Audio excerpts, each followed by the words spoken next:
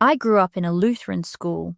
Every single day, from 6th grade to 8th grade, I sat in religion class and was told who was going to heaven and who wasn't. Not just non-Christians, not just people from other faiths, other Christians. I remember sitting in that classroom, maybe 13 years old, when my teacher looked at us and said, "Even Catholics aren't true Christians." I remember staring at her thinking, "Are you serious right now? Are you actually telling me that millions of people who pray to the same God, who believe in the same Jesus, who live their whole lives trying to be good, are just wrong? Are just lost?" I couldn't accept that. Even as a kid, something in me said, this can't be right. So I grew up carrying this image of religion as something divisive, something that separates people, something that builds walls instead of bridges. And somewhere in the back of my mind, I assumed every religion worked that way. Your group in, everyone else out. That's the lens I had when I first picked up the Quran. I wasn't looking for anything. I wasn't in a spiritual crisis. I had taken a trip to Malaysia, and something about that place, the mosques, the people, the quiet dignity of it all, stayed with me. I walked into a mosque. I sat there for a while, and before I left, I picked up a Quran. I don't even know exactly why. It just felt like something I needed to hold.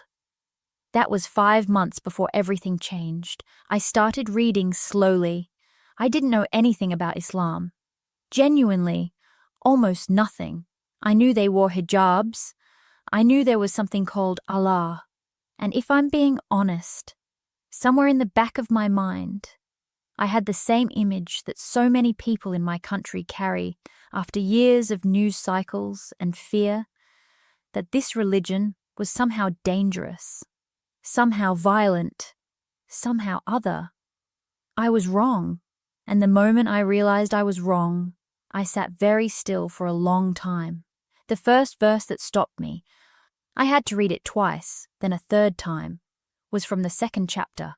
It said, "Surely those who believe in Islam and those who follow the Jewish faith, the Christians and the Sabians, whosoever truly believes in God and the last day and acts righteously, shall have their reward.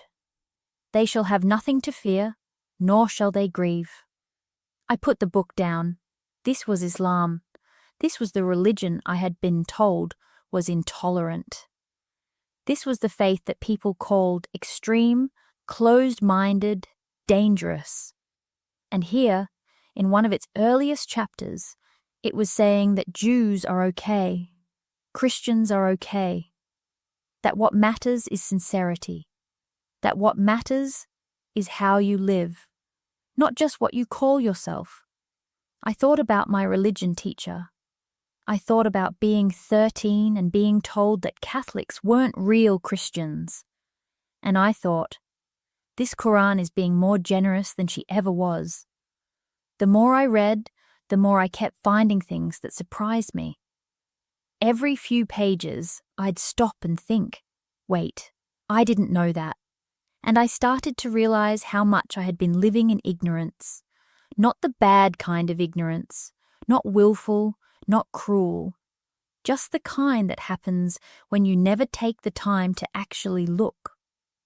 I went back to that mosque. I started asking questions. One of the things I asked about was women, because I had heard the stories, I had seen the headlines. Women in Islam are oppressed. Women are forced into things. Women don't have rights. I asked, and the woman I spoke with smiled. Not defensively, just patiently. And she told me the truth. The hijab is a choice. It is a woman's own act of devotion to God. It is her decision, made in her heart, between her and her Creator. No one holds a gun to her head. No one forces it on her. It is, and she said this so calmly, an expression of who she is. And the rights? The rights shocked me most of all. It is written, written in the Quran, that a husband must respect his wife, that if a woman is unhappy, her husband is obligated to work to fix that a woman has the right to divorce if she is being mistreated, that a woman has her own money, her own financial independence, so that if she ever needs to leave a dangerous situation, she can, because she has her own stability, her own autonomy. This was written over 1,400 years ago. I kept thinking about that. While women in other parts of history couldn't own property, couldn't divorce, couldn't exist outside the permission of a man, Islam had already put it in writing. She has her own money. He has to make her happy. She can walk away. The violence question, I had to ask that too. Because after everything, after September 11th, after years of images and headlines, I needed to hear it. And what I learned was this: every other page of the Quran talks about peace, about being people of goodwill, about not causing trouble in the world. The group responsible for that attack? Less than 1%.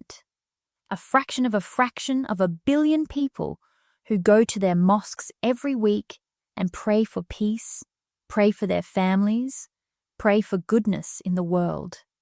I am a member of the Church of Jesus Christ of Latter-day Saints, and as I kept reading, I kept finding things we share: the same God, the love of family, the importance of kindness, the belief that this life is not the end, the belief that how we treat each other matters. I found so much in common, so much that felt like home. And I started to wonder, how many people have never had this moment?